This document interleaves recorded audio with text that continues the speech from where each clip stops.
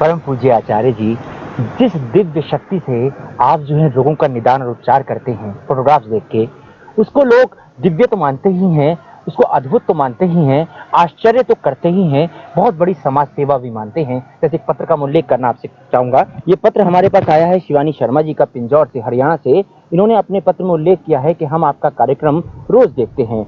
हम सब परिवार वाले तथा पड़ोस वाले आपसे बहुत प्रभावित हुए हैं तथा कामना करते हैं कि आप यही समाज सेवा करते रहें तथा दुखियों का उद्धार करते रहें। जो बीमारियां डॉक्टर नहीं ठीक कर पाते वे आप ठीक कर देते हैं। यह उपकार आपका हम समाज वाले शब्दों में नहीं चुका सकते।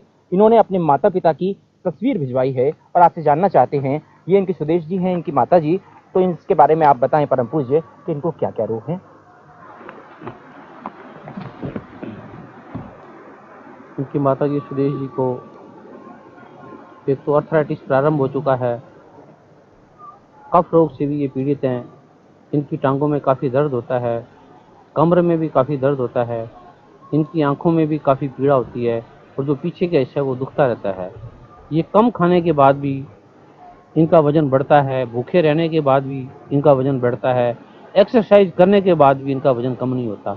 ये कुछ भी खाते हैं, इनकी जो डाइट है उसमें कार्बोहाइड्रेट की मात्रा कम है, प्रोटीन की मात्रा ज़्यादा है, फिर भी इनका वजन घटता नहीं है। इनके बॉडी में स्वेलिंग है और जो भी ऐसे तत्व हैं जिसमें नमक होता है, जैसे पालक है या बैंगन है या सरसों का साग है, ऐसे तत्व हैं जिनको खाने से व्यक्ति का वजन घटता है, लेकिन उनको खाने से भी इनका वजन बढ़ता है।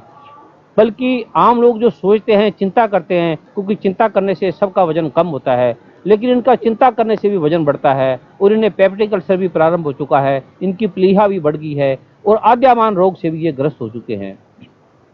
आधुनिक चिकित्सा जगत में इनका कोई निदान नहीं है। ये जांच भी कर लेंगे तो डॉक्टर इन्हें पेन किलर मेडिसिन देंगे, जो ये नल जैसे की मेडिसिन लेंगे उससे एक बार थोड़ी इन्हें राहत मिलेगी, लेकिन इनका वजन फिर बढ़ जाएगा, इनका दर्द फिर बढ़ जाएगा और इनका जो प्लीहा है वो फिर बढ़ जाएगी।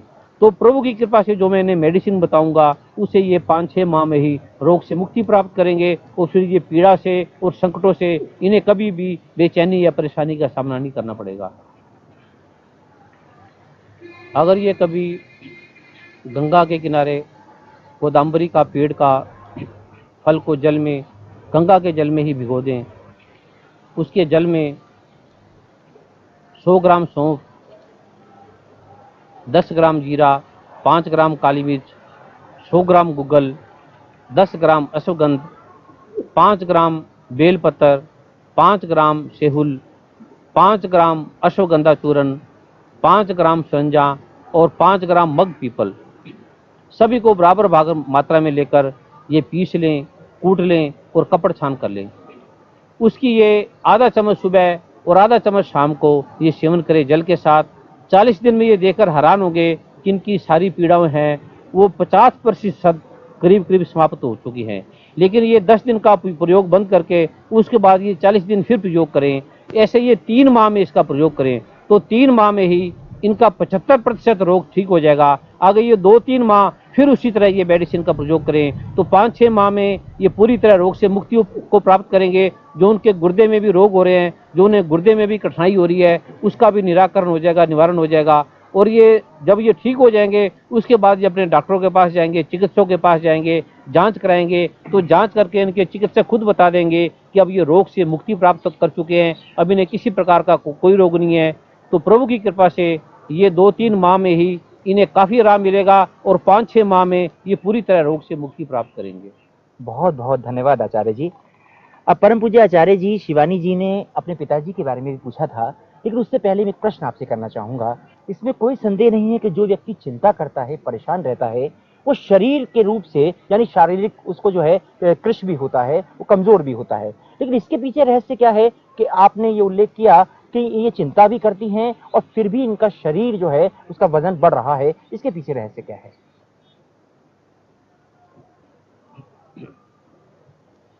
हमारे सबके शरीर में एक तो ग्रह की स्थिति है, एक हार्मोन्स का बहुत बड़ा योग जाग है। तो जैसे कुछ व्यक्ति हैं, जैसे अगर उन्हें आप परेशान करेंगे तो वो खुश होते हैं और वो आपको और परेशान करते हैं। उनकी इच्छा होती है कि बस आप परेशानी में पड़े रहें और वो परेशानी में ही आपको रखना चाहते हैं। ऐसे कुछ लोगों का मानसिक जीवन होता है, कुछ लोगों का ऐसा मानसिक प्रावेश होता है, वो दूसरों को पीड़ा में देखकर उन्हें संतुष्टि मिलती है, इवन उन्हें अपने सुख से इतनी सुखी नहीं मिलती जितना वो दूसरों को पीड़ा देकर उन्हें सुखी मिलती है।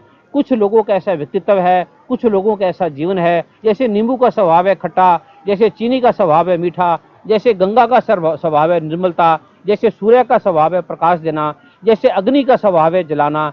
ऐसे कुछ मनुष्यों का, कुछ स्त्रियों का, कुछ पुरुषों का ऐसा स्वभाव है कि बस वो दूसरों को पीड़ा देना चाहते हैं।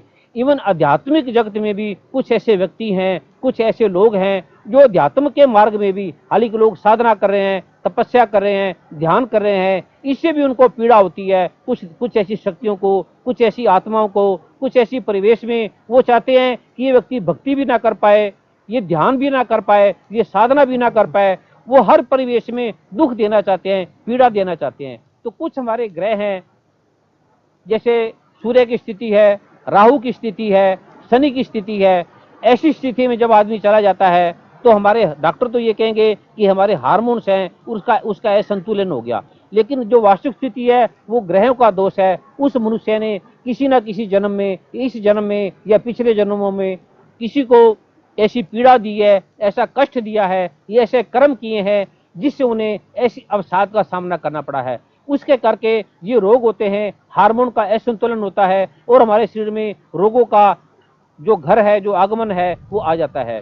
तो जब व्यक्ति इस स्थिति में आ जाता है तो उसके हार्मोन्स का वैज्ञानिक दृष्टिकोण से कहा जाएगा कि उसके हार्मोन्स जो पिट्यूटरी ग्लैंड है उसमें अवरोध हो जाता है, उसमें आद्यमान से वो ग्रस्त हो जाते हैं। तो जब व्यक्ति क्या पिट्यूटरी ग्लैंड इस स्थिति में आ जाता है तो वो सोचने से भी उनकी नसें फूलती है, उनमें हार्मोन का, प्रोजेस्टेरोन का, ये जो टेस्टोस्टेरोन का जो बैलेंस है वो ठीक नहीं हो पाता, या T3 ठीक नहीं है, या T4 ठीक नहीं है, या TSH का संतुलन ठीक नहीं है। तो ऐसी स्थिति में जैसे मानव सोचेगा वैसे वैसे उनका जो प्रदाह है, जो प्रकोप है वो बढ़ेगा, वो और मोटापे को प्राप्त होगा, उनका शरीर और फूलेगा।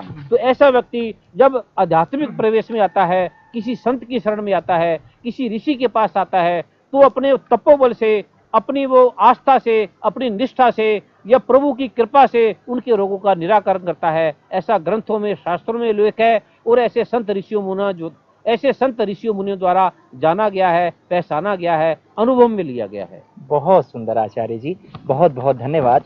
अब शिवानी जी जानना चाहती हैं अपने पिताजी के रोगों के बारे में। आप बताएं परम पूज्य कि इनको क्या क्या रोग हैं।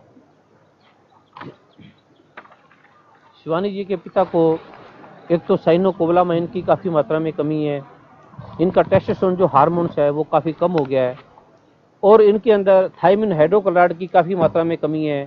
इनका जो पेनक्रियास ग्लैंड है वो भी पूरी तरह कार्य नहीं करता, और इनकी जो इंटेस्टाइन है उसमें भी काफ़ी स्वेलिंग है। इन्हें ये जांच कराएंगे तो ईस्टोलिटिका पाएंगे, और इनके आंखों के भी रोग इन्हें प्रारंभ हो चुके हैं, और इनकी टांगों में, इनकी कमर में, इनके पूरे शरीर में दर्द होता है। इनका कभी कभी उठने को मन नहीं करता, खाने के बाद भी इनकी इच्छा होती है कि सोए रहें या कार्य ना करें। इनका शरीर धीरे धीरे कमजोरी को, कृशता को प्राप्त होता जा रहा है। तो जो मैंने औषधि बताऊंगा, प्रभु की कृपा से ये 2-3 माह में ही रोग से मुक्ति प्राप्त करेंगे। एक तो ये सालम बज्जा, सालम पंजा, मैनमिस के पत्ते, पहुँच के बीज, लाजवंती के बीज, विधारा की जड़, अश्वगंध की जड़, मूंगफली के जो बीज का सफ़ेद हिस्सा है, बादाम 5 और 5 अखरोट और चारों मगज, खरबूजे के बीज, तरबूज के बीज, ककड़ी के बीज, तोरी के बीज, सभी को बराबर भाग में लेकर ये तवे पर भून लें और भूनकर उनका चूर्ण बना लें। और चूर्ण को 6 मात्रा की सुबह में, 6 माशा की मात्रा में सुबह दूध के साथ, 6 माशा दोपहर को जल के साथ, और 6 माशा रात को शहद के साथ सेवन करें। तो ये 2-3 माह में ही इनके पिता पूरी तरह रोगों से मुक्ति प्राप्त करेंगे, और ये स्वस्थ, संतुष्ट व मानसिक रूप से भी अपने आप को संतुष्ट अनुभव करेंगे। तो प्रभु की कृपा से ये रोग मुक्त होने के बाद अपने गुरु के पास, अपने सतगुरु के पास, अपने इष्ट की आराधना करें, क्योंकि जब भी कोई रोग से मुक्त होता है उसमें सतगुरु का पूरा योगदान है। सतगुरु की कृपा से ही जो इष्ट हैं वो प्रसन्न होते हैं, और इष्ट की कृपा से सतगुरु प्रसन्न होते हैं। तो प्रभु की कृपा से जब ये ठीक हो जाएंगे तो अपने सतगुरु के पास जाएं, उनसे आशीर्वाद प्राप्त करें, और जो भी उन्होंने गलती की है वो उनके आगे बयान करें, ताकि प्रभु की कृपा से ये आगे से पुनः रोग में पदार्पण नहीं कर पाएंगे। बहुत बहुत धन्यवाद आचार्य जी। आपने जिस तरह से शिवानी जी के माता पिता के रोगों के निदान और उपचार के बारे में बताया है, उन पे कृपा की है, जो आपके निर्देश हैं उनका पालन करेंगे और बहुत जल्द ही रोग से मुक्त होंगे। परम पूज्य आचार्य जी, जिस तरह से हमने पिछले कई कड़ियों में आपने गंगा के दिव्य महत्व पर प्रकाश डाला था और पीछे भी आपने एक कड़ी में आपने उल्लेख किया था, तो उसी के बारे में एक जिज्ञासा हमारे पास आई है गंगा की महिमा के बारे में, गंगा के दिव्य महत्व से जुड़ी हुई, उससे संबंधित लालचंद गोयल जी की पानीपत से। उनका कहना है, उनका प्रश्न है कि महापुरुषों से उन्होंने सुना है कि जब बरसात का मौसम आता है तो गंगा जो है, उसका जो जल है, निर्मलता जो है उसकी दूषित हो जाती है। उनका ये भी प्रश्न है कि जिस तरह से स्त्री जो है वो माहवारी के दिनों में उनका जो पूरा दिव्य है, जो उनकी दिव्य आभा है, वो उतनी नहीं रहती, वो दूषित हो जाती है। तो इस तरह से क्या ऐसा इसमें ये सच्चाई है?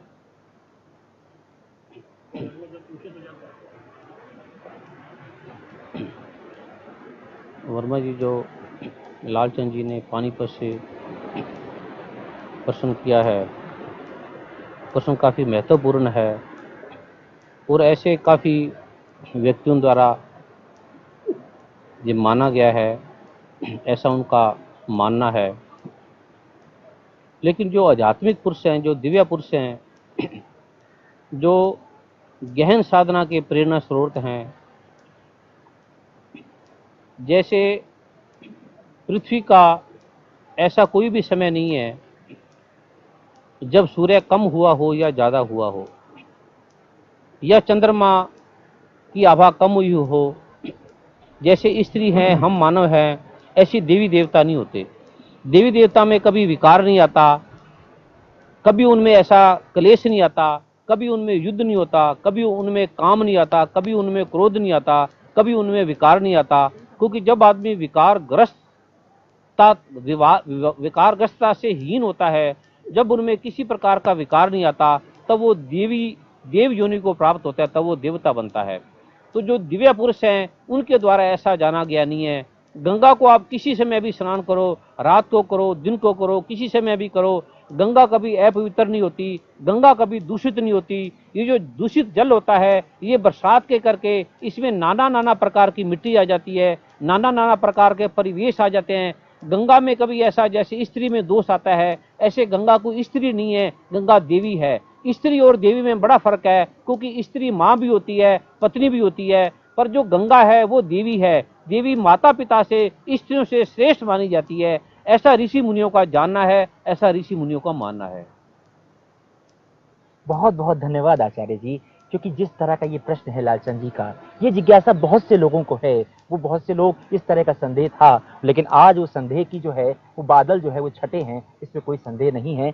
लेकिन अब हमारे पास समय अनुमति नहीं दे रहा है कि इस कार्यक्रम को और आगे बढ़ाएं। प्रश्न भी बहुत हैं, तस्वीरें भी बहुत हैं हमारे पास, जिनके रोगों के निदान और उपचार आपसे जानना चाह रहे हैं। अब आपको बहुत बहुत धन्यवाद।